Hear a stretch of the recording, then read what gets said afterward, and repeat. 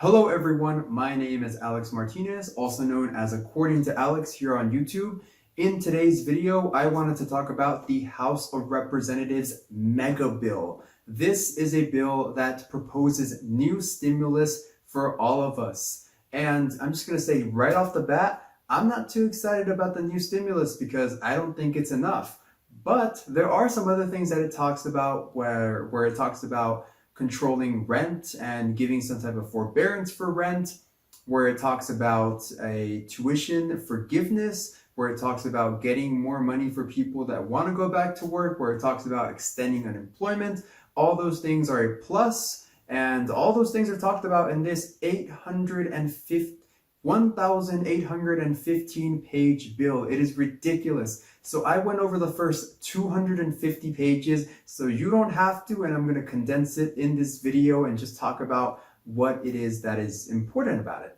So the bill is called the HEROES Act, or the Health and Economic Recovery Omnibus Emergency Solutions Act. I can't read.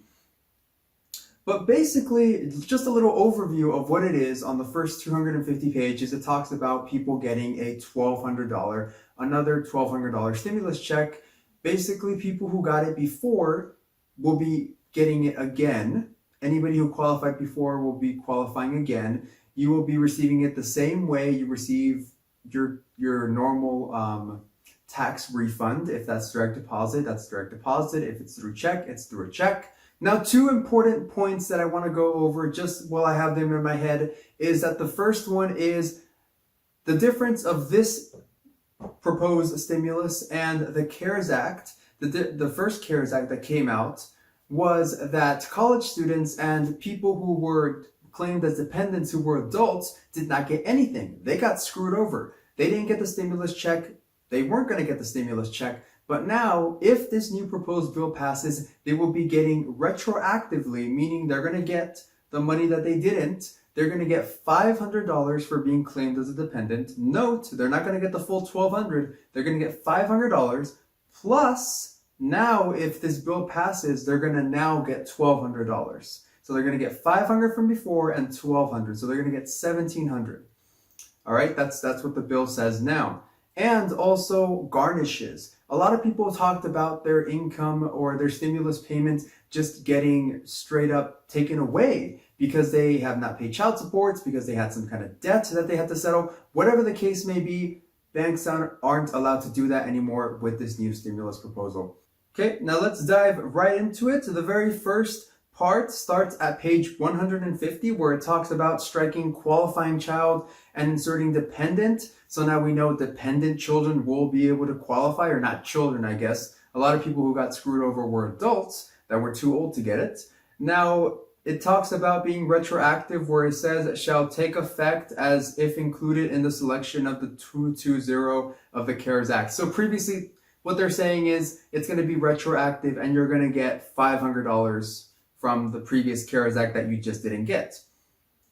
Now, what it's saying here is not new information. This is the same text as the last CARES Act, where if you're an individual, if you're one person, you get $1,200. You will get $0 if you do not have a TIN number. Basically, that's a taxpayer identification number. If you don't have a Social Security, you get nothing. If you're joint, you get $2,400. And now, another change that is this bill that I think I like very much is that people who had a spouse that did not have a Social Security number and did have a Social Security number, if they filed jointly, then they got nothing from the first CARES Act. But now this one fixes it. So now you will be able to receive, the person who has a Social Security number will actually receive the stimulus payment, and retroactively will receive another stimulus payment. And this is all separate, by the way.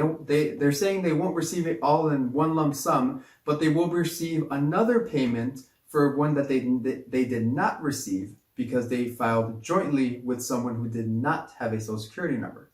Well, they're going to try to get this money to you as soon as possible. That's funny. As soon as possible. Great. So they are going to get paid. You are going to get paid this money electronically if this bill passes. That's the best way you're going to get it. If not, of course, they're going to give you a paper check.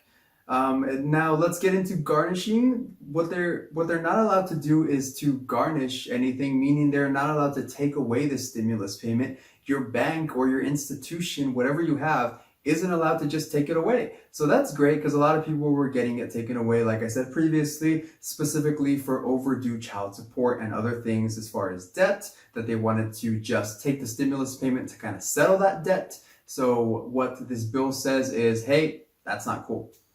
Now, next thing is people who are on Social Security, who are on retirement, Railroad Retirement Board, who are on VA benefits. These people, because I know this question is going to be asked, you will be receiving your payment the same way you receive your benefits. So will we have the same issue that people with SSI just don't get it, like my grandmother, and we're still waiting? Yeah, maybe.